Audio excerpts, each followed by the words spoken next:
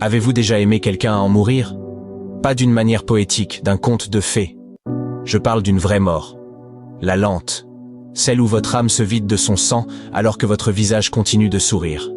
Oui, ce genre d'amour. Un amour toxique, étouffant, addictif. Le genre où vous commencez à vous perdre au nom du fait de les réparer. Vous vous réveillez et réalisez que vous n'avez pas dormi depuis des mois. Pas vraiment.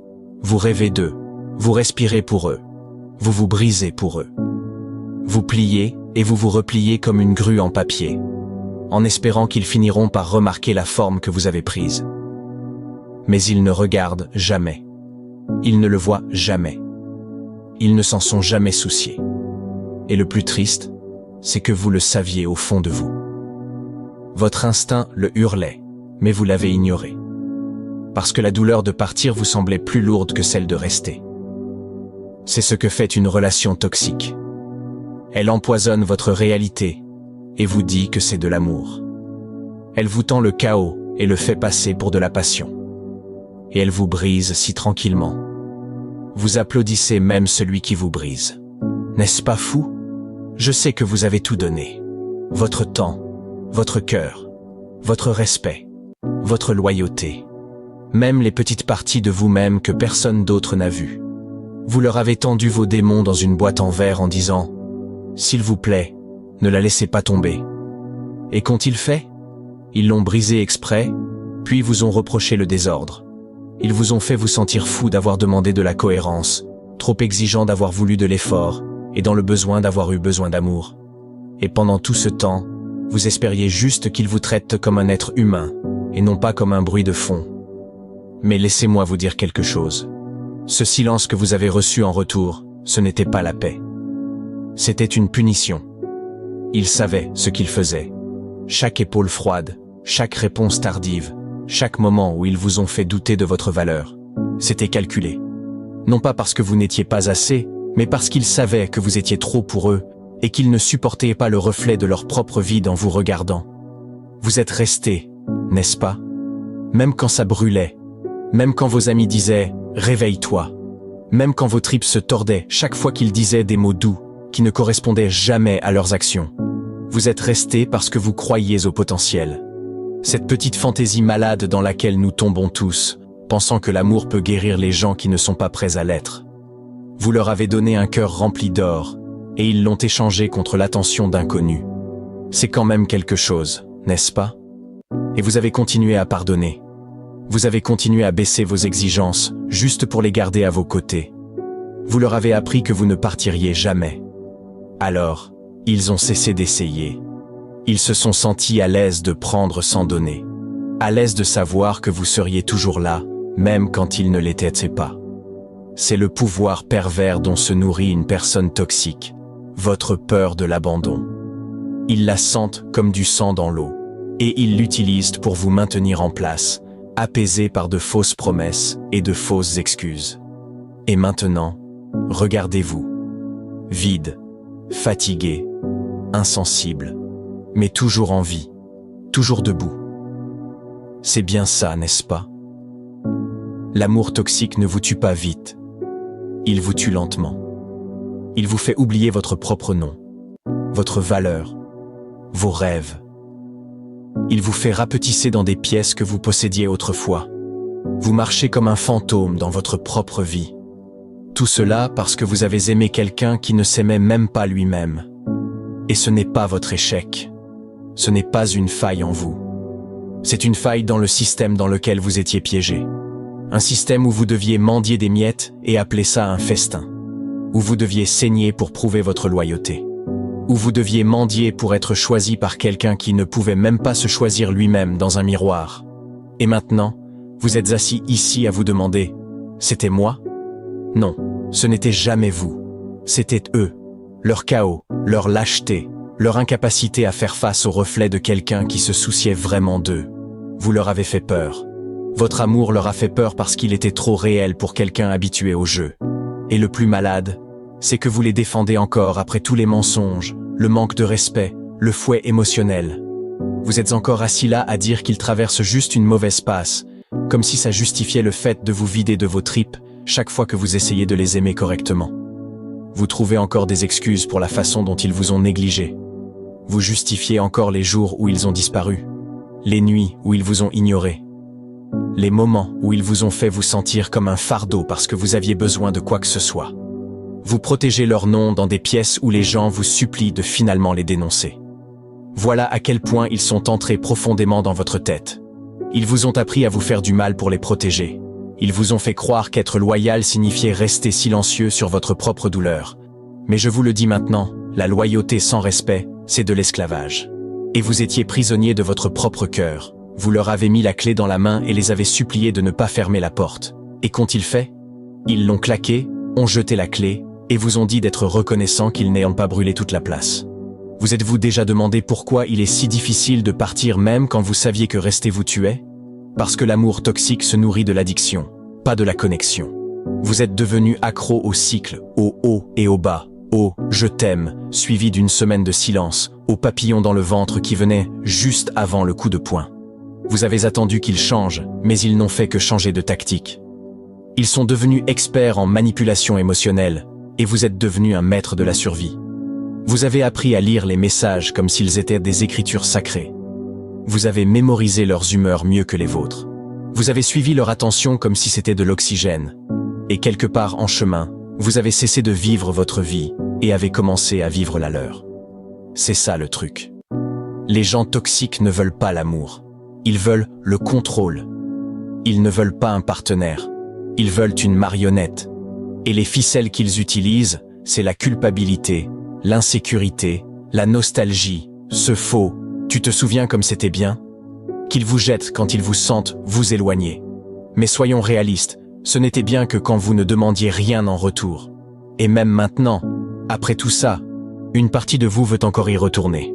Ne mentez pas, je le sais. Vous voulez entendre leur voix, voir leur nom apparaître, recevoir ce seul message qui dit « tu me manques ». Vous voulez de la clarté de la même main qui a ouvert vos blessures. Mais laissez-moi vous dire quelque chose de cruel, quelque chose de brut. Vous ne leur manquez pas. Le contrôle leur manque. Ils se sentent seuls de savoir que vous répondiez à 3 heures du matin.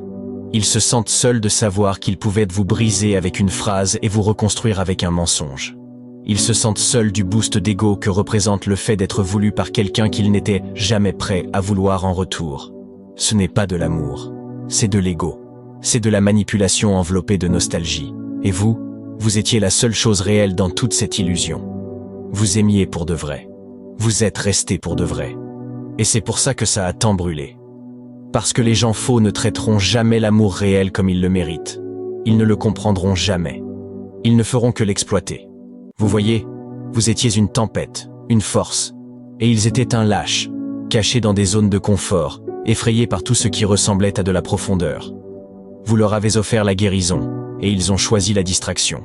Vous leur avez donné l'honnêteté, et ils ont choisi les jeux. Vous leur avez donné la loyauté, et ils ont choisi quiconque nourrissait mieux leur ego cette semaine-là. Vous leur avez tout donné, et ils vous ont dit que ce n'était pas assez. Mais c'est le poison.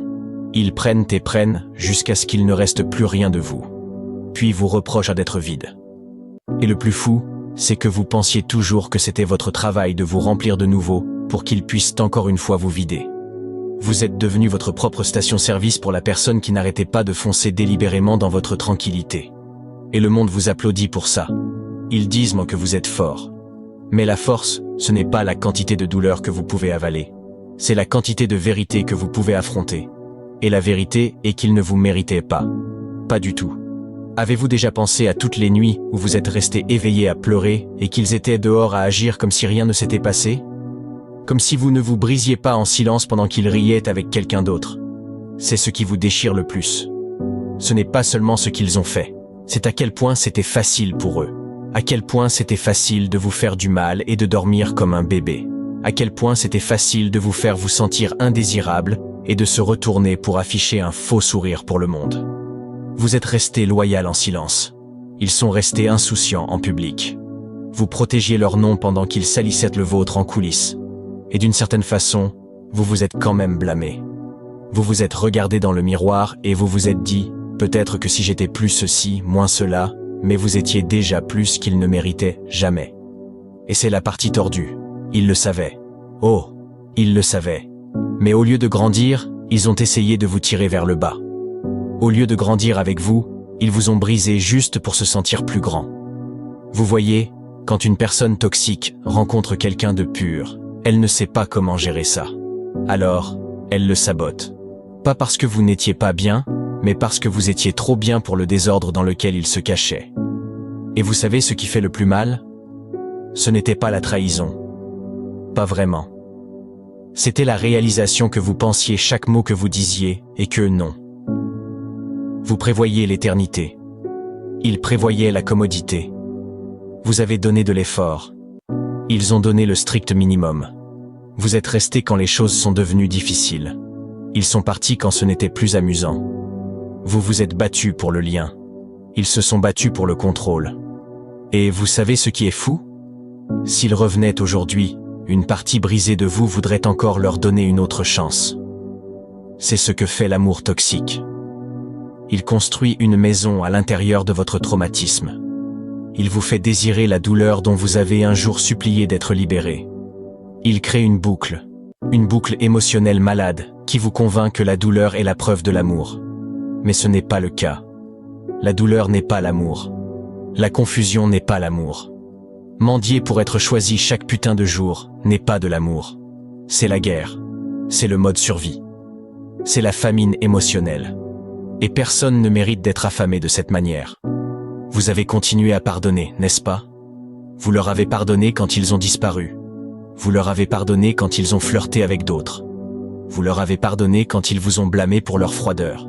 Et chaque fois que vous leur avez pardonné, ils ont appris quelque chose. Que votre amour pouvait être abusé sans conséquence. Que peu importe à quel point ils tombaient, vous seriez toujours là, à leur tenir la porte ouverte. Mais voici la vérité qu'ils n'admettront jamais. Ils n'ont jamais pensé que vous partiriez réellement. Ils ont vu la manière dont vous aimiez. Ils ont vu à quel point vous vous souciez d'eux.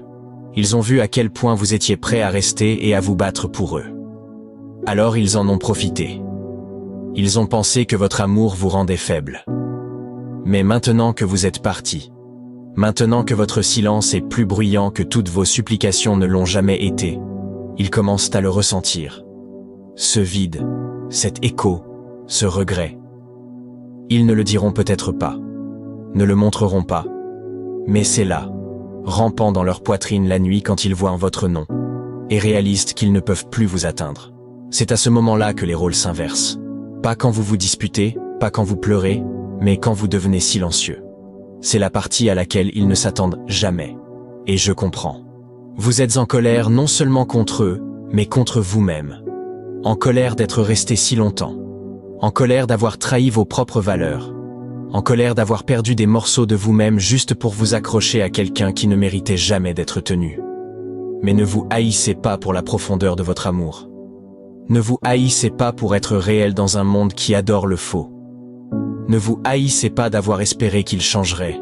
Cet espoir, cet amour, ce feu à l'intérieur de vous, c'est votre pouvoir. C'est la partie de vous qu'ils n'ont pas pu tuer.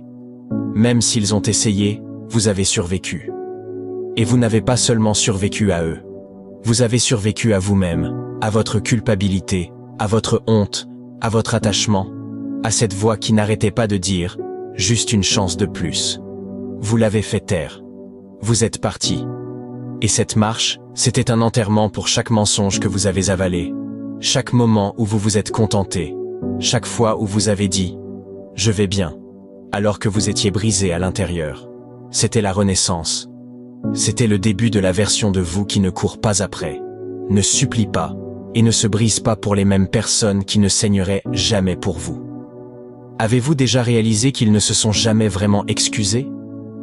Pas de la manière dont ils auraient dû. Pas une seule fois ils ne vous ont regardé dans les yeux pour dire « je t'ai fait du mal et je suis désolé ». Non. Ce qu'ils ont fait, c'est le tordre, changer la donne, vous faire sentir coupable d'avoir réagi aux blessures qu'ils ont causées. Vous avez trop pleuré, vous êtes trop dramatique, vous avez demandé de la clarté, vous êtes trop exigeant, vous vouliez de l'effort, vous êtes ingrat. C'est le jeu qu'ils ont joué. Ils ont transformé vos besoins émotionnels de base en fardeau. Ils vous ont manipulé pour que vous questionniez votre propre réalité. Et avec le temps, vous avez commencé à les croire. Vous avez commencé à vous rapetisser, à parler plus doucement, à vous excuser de ressentir trop profondément. Vous avez retouché votre âme pour qu'ils ne se sentent pas mal à l'aise avec votre amour. Vous avez dilué votre vérité pour qu'elle ne noie pas leurs mensonges. Et lentement, sans même vous en rendre compte, vous avez cessé d'être vous. Vous êtes devenu une version de vous-même qui était plus facile à digérer, moins intimidante, plus facile à négliger. Et ils aimaient cette version, non pas parce qu'ils vous aimaient, mais parce que ça les faisait se sentir supérieurs. Ça leur donnait l'impression d'avoir le contrôle. Mais au fond, ils ont toujours su la vérité. Ils n'étaient jamais à votre niveau. C'est pourquoi ils avaient besoin d'éteindre votre lumière. Parce que se tenir à côté de vous dans toute votre puissance, ça les terrifiait. Avez-vous déjà remarqué qu'ils ne se montraient que lorsqu'ils sentaient que vous vous éloigniez? Ce n'était pas de l'amour. C'était la peur de perdre le contrôle. Ils ne sont pas revenus parce que votre cœur leur manquait. Ils sont revenus parce que l'accès à votre cœur leur manquait. Il y a une différence, et vous le saviez. C'est pourquoi chaque « tu me manques » a commencé à sonner creux. Chaque « parlons-en » ressemblait à un bouton de réinitialisation de vos progrès. Ils ne sont pas revenus pour arranger quoi que ce soit. Ils sont revenus pour mettre votre guérison en pause. Parce que tant que vous étiez encore empêtrés en eux, encore à espérer, encore à attendre, vous n'avanciez pas. Vous ne les dépassiez pas.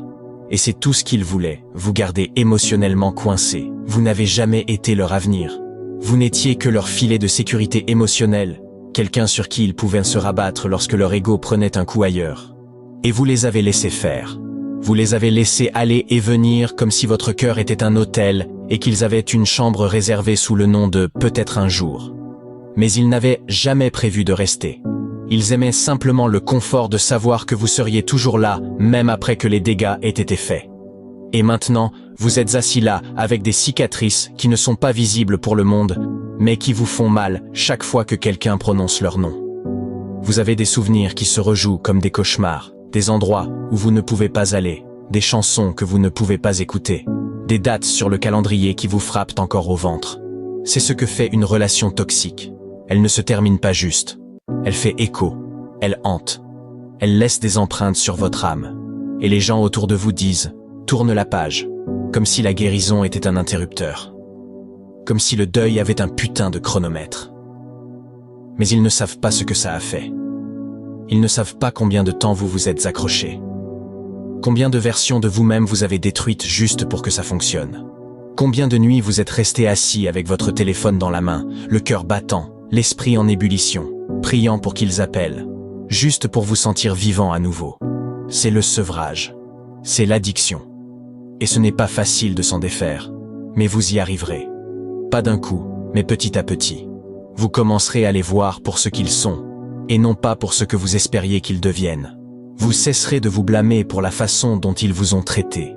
Vous commencerez à dire votre vérité, même si votre voix tremble. Et un jour, vous regarderez en arrière et vous direz « Merde, j'ai vraiment réussi à m'en sortir ». Et quand ce jour viendra, n'attendez pas qu'ils vous applaudissent. N'attendez pas de félicitations ou de « tu avais raison ». Les gens comme ça ne s'excusent pas. Ils ne font pas d'introspection. Ils n'admettent pas leur tort. Parce que s'ils le faisaient, ils devraient tôt faire face à la vérité. Qu'ils ont perdu la meilleure chose qui leur soit jamais arrivée. Et cette vérité, elle est trop lourde pour la conscience d'un lâche. Alors ils feront semblant de n'avoir jamais rien ressenti, comme si vous n'aviez rien signifié. Mais ce n'est que du bruit.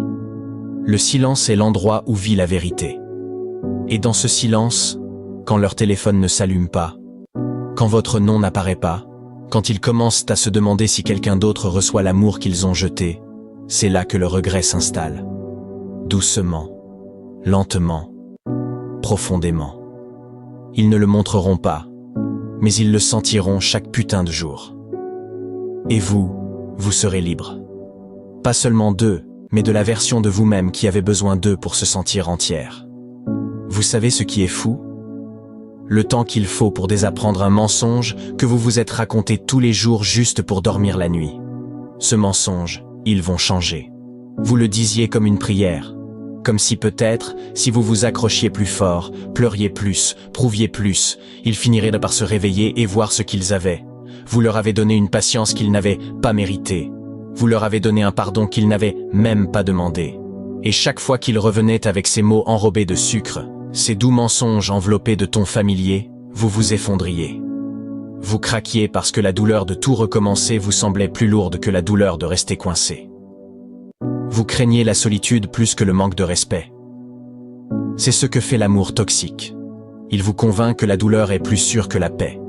Il entraîne votre cerveau à croire qu'être choisi de manière incohérente est mieux que d'être seul. Mais laissez-moi vous le dire clairement. Vous n'avez jamais eu peur d'être seul. Vous aviez peur d'être oublié. Vous aviez peur que si vous partiez, il vous remplace du jour au lendemain. Qu'ils postent des photos, de faux sourires, et agissent comme si vous n'étiez qu'un autre chapitre qu'ils ont fermé sans sourciller. C'est la peur qu'ils ont programmée en vous pour vous maintenir piégé dans un endroit où vos besoins étaient ignorés, votre amour exploité et votre valeur mesurée par la quantité de douleur que vous pouviez avaler sans sourciller. Mais laissez-moi vous poser une question. Combien de temps de plus alliez-vous mourir pour quelqu'un qui n'aurait même pas saigné pour vous? Combien de versions de vous-même étiez-vous prêt à détruire pour garder quelqu'un d'autre entier? Vous vous êtes vidé émotionnellement pendant qu'ils se promenaient, comme si rien ne s'était passé. Vous n'avez cessé de dire que c'était juste une phase, qu'ils étaient stressés, qu'ils avaient peur, qu'ils étaient en train de guérir. Et peut-être que c'était en partie vrai. Mais devinez quoi? Guérir n'est pas une excuse pour faire du mal. La douleur n'est pas un laisser-passer pour abuser. Vous leur avez donné de la grâce, vous leur avez donné du temps, vous leur avez donné des chances. Et ils ont pris chacun de ces cadeaux et ont craché dessus parce qu'ils savaient qu'ils le pouvaient. Vous leur avez appris que vous resteriez quoi qu'il arrive. Vous les avez conditionnés à croire que votre amour n'avait pas de limite, pas de conséquences, pas de date d'expiration. Et quand quelqu'un apprend cela, il cesse de vous valoriser. Non pas parce que vous n'êtes pas précieux, mais parce qu'il n'a jamais eu à payer le prix de vous perdre. Vous avez rendu les choses trop faciles, trop confortables. Vous avez transformé votre cœur en une maison pour quelqu'un qui n'a fait que passer. Vous voyez, le problème n'était pas que vous aimiez trop. Le problème était que vous n'avez pas exigé d'être aimé correctement en retour. Vous avez trouvé des excuses pour leur absence. Vous avez rationalisé leur incohérence. Vous avez applaudi pour le strict minimum. Vous avez normalisé le fait d'être une pensée de dernière minute. Et qu'est-ce que cela leur a appris? Qu'ils pouvaient se montrer quand ils voulaient, partir quand ils le désiraient, et que vous seriez toujours là, les bras ouverts, le cœur sur la main. Mais vous savez quoi? Un jour, vous n'avez pas répondu. Un jour, vous n'avez pas couru après eux. Un jour, le téléphone a sonné, et vous n'avez pas décroché. Et c'est là que ça a commencé à les frapper. Le silence, le vide, l'absence de votre présence. Vous voyez, les gens comme ça ne valorisent pas ce qu'ils ont. Ils valorisent ce qu'ils ne peuvent pas avoir. Ils ne ressentent la perte que lorsque l'accès leur est refusé. Et quand ce jour arrive, et il arrive toujours, ils feront défiler de vieilles photos, liront de vieux messages et se demanderont comment ils ont réussi à laisser s'échapper quelqu'un qui serait allé à la guerre pour eux. Mais d'ici là, il sera trop tard. Les dégâts seront permanents. Et vous serez loin. Pas seulement physiquement, mais émotionnellement, spirituellement, mentalement. Vous serez une version de vous-même à laquelle ils n'auront plus jamais accès. Alors, voici la dure vérité. Cessez de chercher à tourner la page au même endroit qui vous a brisé. Cessez d'espérer des excuses qui ne viendront pas. Cessez de vérifier s'ils regardent encore vos stories. S'ils demandent encore de vos nouvelles. S'ils ressentent enfin ce que vous avez ressenti. Rien de tout cela n'a d'importance. Ce qui compte, c'est que vous vous soyez enfin choisi vous-même. Vous avez choisi la paix au lieu du chaos, l'estime de soi au lieu de la pitié, le silence au lieu des cris. Et c'est ça la force. C'est à cela que ressemble la vraie guérison. Pas bruyante, pas dramatique, juste des décisions silencieuses qui disent « j'en ai assez ». Et peut-être que votre cœur souffre encore parfois. Peut-être qu'il y a des nuits où leur fantôme s'assoit à vos côtés. C'est normal. La guérison n'est pas une ligne droite. Mais chaque fois que vous choisissez de ne pas y retourner, chaque fois que vous résistez à l'envie de prendre de leurs nouvelles, chaque fois que vous dites « je mérite mieux », vous gagnez. Pas sur eux. Sur la vieille version de vous qui croyait que la douleur était un langage de l'amour. C'est la vraie bataille. Et vous, mon ami, êtes enfin en train de la gagner. Et vous savez ce qui est drôle? La façon dont ils agissent comme si vous étiez le fou. Comme si toute cette douleur que vous portiez, toute cette confusion, toutes ces nuits où vous avez questionné votre propre foutue santé mentale, rien de tout cela n'était arrivé. comme si vous aviez tout inventé dans votre tête. C'est à quel point ils sont tordus. Ils vous casseront les côtes et vous traiteront ensuite de dramatique parce que vous tressaillez quand ils vous tendent la main. Ils mettront le feu à votre paix et vous demanderont ensuite pourquoi vous êtes toujours si émotif. Vous avez mendié de l'honnêteté et ils ont appelé ça de la pression. Vous avez demandé de l'amour et ils ont appelé ça de l'obsession. Mais en réalité, vous demandiez simplement ce que tout être humain mérite, du respect, de la constance, de la présence. Ce n'est pas de l'attachement, ce n'est pas trop demandé. Cela s'appelle des standards. Mais quand quelqu'un est habitué à s'en sortir avec le strict minimum, même vos limites sont perçues comme des attaques. Vous tracez une ligne et il vous traite de difficile. Vous dites votre vérité et soudainement, vous êtes le méchant. C'est le jeu malade qu'ils jouent. Ils vous font passer pour instable juste pour éviter d'être tenus responsables. Et le pire, c'est que vous les avez crus. Vous l'avez intériorisé. Vous avez pensé que vous étiez peut-être trop intense, trop sensible, trop compliqué à aimer. Mais laissez-moi vous dire quelque chose de brutal et d'honnête. Ce n'était pas que vous étiez trop. C'est qu'ils n'étaient jamais assez. Et ils le savaient. Au fond, ils ont toujours su qu'ils ne pouvaient pas égaler votre profondeur. Qu'ils ne pouvaient pas se tenir à côté de votre loyauté sans se sentir exposés. Alors, au lieu de s'améliorer, ils vous ont tiré vers le bas, vous ont fait douter de votre voix, ont fait taire votre instinct. Ils ne pouvaient pas détruire votre force directement. Alors ils ont érodé votre confiance jusqu'à ce que vous vous reconnaissiez à peine. C'est la mort lente de l'amour toxique. Il ne vous tue pas d'un coup, il vous pourrit en morceaux. D'abord votre estime de soi, puis votre clarté, puis votre paix, jusqu'à ce qu'un jour, vous soyez assis dans une pièce pleine de votre propre confusion, vous demandant comment quelqu'un que vous aimiez tant a pu vous faire vous haïr juste pour rester dans sa vie. Ça, ce n'est pas de l'amour. C'est de la guerre émotionnelle. C'est du sabotage psychologique. Et si quelqu'un vous dit que c'est normal, partez. Partez vite. Parce que le véritable amour ne ressemble pas à de l'autodestruction. Le véritable amour fait de la place pour votre cœur, même quand il est lourd. Le véritable amour ne vous punit pas pour ressentir les choses trop profondément. Il les honore. Et maintenant, après tout ça, ils vont se promener comme s'ils étaient la victime, comme s'ils vous avaient survécu. Ils publieront des citations sur les personnes toxiques et agiront comme s'ils n'avaient pas causé toutes les cicatrices dont vous essayez encore de guérir. Mais ne mordez pas à cet appât.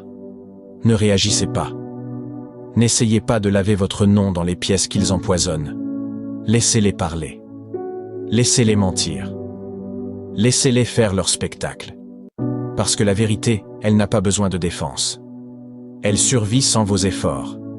Et vous n'êtes pas là pour mendier de la compréhension. Vous n'êtes pas là pour plaider votre cause. Vous êtes là pour vous reconstruire tranquillement, puissamment, seul si vous le devez. Laissez la tempête faire rage. Laissez-les se moquer de vous. Laissez-les faire semblant. Mais ne brisez pas votre silence pour éduquer quelqu'un qui a choisi de vous mal comprendre. Ne perdez pas votre paix en essayant de gagner leur pitié. Vous avez déjà suffisamment saigné, déjà donné plus que n'importe qui avec du respect de soi ne devrait jamais le faire. C'est votre moment de récupérer les morceaux qu'ils ont dispersés, de devenir la version de vous-même que vous avez enterrée sous leur approbation. Et cela ne se produira pas en une seule nuit, mais cela se produira un choix à la fois, une respiration à la fois, une limite à la fois. Donc, si vous vous sentez encore en manque d'eux ce soir, c'est normal. Si votre cœur souffre encore, c'est normal. La guérison ne consiste pas à effacer l'amour. Elle consiste à faire face à la vérité. Il s'agit de vous aimer suffisamment pour dire « Même si je me souciais d'eux, je refuse de souffrir au nom de l'amour. » Vous n'êtes pas faible parce qu'il vous manque. Vous êtes humain, mais vous êtes plus fort pour ne pas y retourner. Cette force, c'est ce qu'ils regretteront le plus. Pas la perte de votre corps, pas la fin de votre attention, mais le fait qu'ils n'auront plus jamais accès à l'âme qui serait passée à travers le feu, juste pour les garder au chaud. C'est la vraie conséquence. Et elle n'a pas besoin de vengeance. Elle n'a pas besoin de conclusion. Juste de distance et de silence. Le genre de silence qui crie plus fort que n'importe quelle dispute ne l'aurait jamais pu. Tu m'as eu et tu m'as détruit. Et maintenant, tu n'auras plus jamais une autre chance. Maintenant, vous êtes assis ici à ramasser ce qui reste de vous-même, comme du verre brisé dans une pièce que vous n'avez même pas cassée. saignant à chaque morceau que vous essayez de retenir. Vous demandant comment diable quelqu'un à qui vous avez donné votre monde a fini par être celui qui l'a détruit. Et la réponse n'est pas compliquée. Les gens qui sont vides à l'intérieur, ils désirent la lumière, mais ils ne savent pas comment la tenir. Ils ne savent pas comment la protéger. Alors, quand ils s'approchent de quelqu'un qui brille vraiment, pas cette fausse confiance superficielle, mais cette vraie lumière profonde et guidée par l'âme, ils paniquent, parce qu'à côté de vous, ils se sentaient petits, transparents, indignes. Vous vous êtes montré réel. Vous vous êtes montré prêt. Vous vous êtes montré avec tout ce qu'ils avaient prié d'avoir, mais ils étaient toujours coincés dans leur propre obscurité. Alors, ils ont essayé de vous y attirer, non pas parce qu'ils vous haïssaient, mais parce qu'ils se haïssaient eux-mêmes. Et ils ne supportaient pas le reflet que vous leur renvoyiez juste en les aimant, n'est-ce pas? C'est l'amère ironie de la chose. Vous n'étiez pas le problème. Vous étiez le miroir. Mais être un miroir, ce n'est pas facile. Parce que certaines personnes ne sont pas prêtes à voir la vérité sur elles-mêmes. Vous les avez aimés doucement, mais ils ont tressailli. Vous leur avez donné de l'espace, mais ils ont couru. Vous avez essayé de construire quelque chose qui pouvait durer. Et ils n'arrêtaient pas d'apporter des outils de démolition. Et pendant tout ce temps, vous pensiez que c'était de votre faute.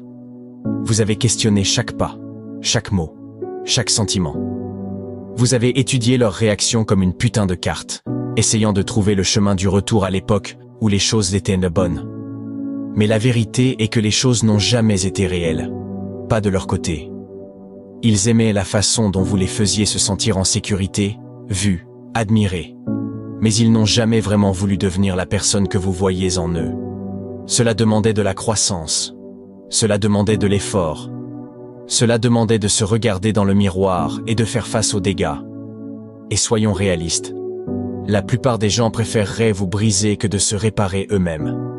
Alors, que faites-vous maintenant? Hein? Vous vous levez. Oui, vous êtes meurtri.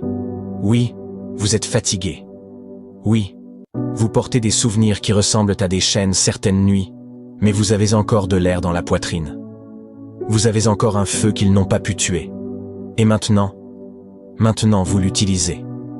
Vous prenez cette douleur, cette trahison, cette confusion, et vous la transformez en détermination. Vous cessez de vous expliquer. Vous cessez de courir après eux. Vous cessez d'espérer qu'ils reviendront avec les bons mots. Parce que même s'ils le faisaient, ils ne les penseraient pas. Le pouvoir, le contrôle, la version de vous qui ne savait pas mieux, c'est ce qui leur manquait. Mais cette version-là, elle est morte maintenant. Vous l'avez enterrée le jour où vous avez choisi la paix au lieu du chaos. Vous l'avez enterrée le jour où vous avez cessé de mendier pour le strict minimum. Et chaque pas que vous faites maintenant, c'est comme une marche funèbre pour chaque mensonge qu'ils vous ont servi. Chaque silence. Chaque « je ne sais pas ce que je veux ». Chaque instant où ils vous ont fait sentir que vous étiez trop difficile à aimer. Vous ne l'étiez pas. Ils n'avaient tout simplement pas la capacité d'aimer qui que ce soit, pas même eux-mêmes. Et oui, le monde n'applaudira pas votre croissance. Il ne vous organisera pas de fête pour être parti de l'enfer. Mais moi, je le ferai. Je serai là, au milieu des cendres de cette version de vous. Et je le dirai haut et fort. Vous avez survécu à ce qui était conçu pour vous briser. Vous avez survécu à la famine émotionnelle.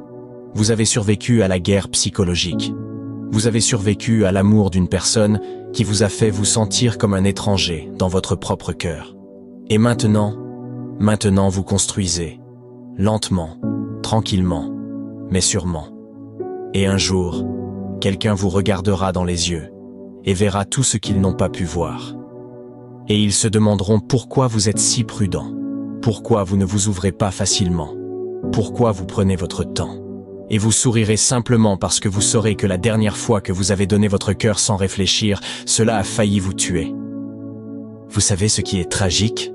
Qu'au fond de vous, une partie de vous espère encore qu'ils reviennent différents, espère encore qu'ils se réveillent, courent vers vous les bras ouverts et disent enfin tout ce que vous aviez besoin d'entendre. Je suis désolé, tu ne méritais pas ça. Je savais ce que je faisais. Mais laissez-moi arracher ce pansement maintenant. Ce jour n'arrivera pas. Non pas parce que vous ne méritiez pas d'excuses, non pas parce que vous n'aviez pas gagné leur respect, mais parce que les gens comme ça ne reviennent pas avec la vérité. Ils reviennent avec des hameçons, avec un appât. Ils reviennent quand la vie les humilie, pas quand l'amour les a changés. Et quand ils se montreront à nouveau, si tant est qu'ils le fassent, ce ne sera pas pour arranger les choses. Ce sera pour voir si vous êtes toujours faible pour eux, si vous laisserez toujours tout tomber au son de leur voix. C'est ça le test. Et si vous le ratez, vous serez de nouveau entraîné vers le bas. Cette fois, plus profondément. Parce que les secondes chances avec la mauvaise personne, ce n'est pas de l'espoir. C'est une rechute. Et ça frappe plus fort. Parce que maintenant vous saviez mieux. Vous ne pouvez plus faire semblant d'être bête. Vous saviez que le feu était brûlant. Et vous avez quand même remis votre main dedans en pensant que peut-être cette fois, il serait chaud. Mais la douleur ne change pas. Seul vous le pouvez. Pensez-vous qu'ils pensent à vous? Peut-être. Peut-être par fragments. Peut-être quand le silence devient trop assourdissant, ou quand le visage de la personne par laquelle ils vous ont remplacé commence à s'estomper. Peut-être quand ils passent devant l'endroit où vous aviez l'habitude d'aller, ou qu'ils entendent cette chanson. Mais voici le piège. Ils ne vous contacteront pas parce que vous leur manquez. Ils vous contacteront parce que le pouvoir que vous leur donniez leur manque. La laisse émotionnelle. La capacité de vous briser et de vous voir vous reconstruire en une nuit juste pour les rendre à nouveau confortables. Mais si vous êtes intelligent, si vous avez grandi, vous ne répondrez pas. Pas parce que vous êtes mesquin, pas parce que vous voulez vous venger, mais parce que vous avez enfin dépassé le stade d'être le punching ball émotionnel de quelqu'un. Vous avez enfin réalisé que tout le monde ne mérite pas d'avoir accès à vous, peu importe le poids de leur histoire. Vous avez appris que la guérison ne vient pas toujours avec un « au revoir ». Parfois, la guérison, c'est juste de se taire. Parfois, c'est partir sans un mot, sans avoir de conclusion, sans un foutu avertissement. Et quand ils appelleront cela un manque de respect, souriez simplement. Parce qu'ils n'ont jamais vu votre gentillesse comme du respect quand elle les servait. Vous voulez la vraie paix? Je veux dire, le genre qui ne dépend pas de qui vous envoie un message ou de qui vous manquez, alors la voici. Vous devez enterrer l'espoir qu'ils vont changer. Vous devez faire le deuil de la version 2 que vous avez créée dans votre esprit. Parce que cette version-là n'a jamais existé. Vous êtes tombé amoureux du potentiel, pas de la réalité. Vous avez été loyal à l'idée de ce qu'ils auraient pu être s'ils n'étaient pas si brisés, si égoïstes, si immatures émotionnellement. Mais le potentiel ne vous tient pas la nuit. Il ne dit pas « désolé ». Il ne répare pas les dégâts. Et aimer le potentiel de quelqu'un est le moyen le plus rapide de trahir votre propre réalité. Vous méritez quelqu'un qui se montre dans le présent, pas quelqu'un qui vit dans votre imagination. Et oui, je comprends. Les bons moments vous manquent. Mais n'oubliez pas, chaque relation toxique s'accompagne d'une compilation de moments forts. Les rires, les nuits tardives, les moments d'affection. Mais ce n'était que des flashs, des aperçus, pas la vérité. La vérité était dans la façon dont ils vous faisaient vous sentir quand vous aviez besoin d'eux. La vérité était dans la façon dont ils vous faisaient vous questionner juste pour maintenir la paix. La vérité était dans vos larmes, vos doutes, votre silence. Et maintenant, la vérité est la suivante. Vous êtes resté plus longtemps que vous n'auriez dû, mais vous ne restez plus. Si vous avez lu jusqu'ici, laissez 100 en commentaire pour que je sache que vous faites partie du 1% qui prend la croissance au sérieux.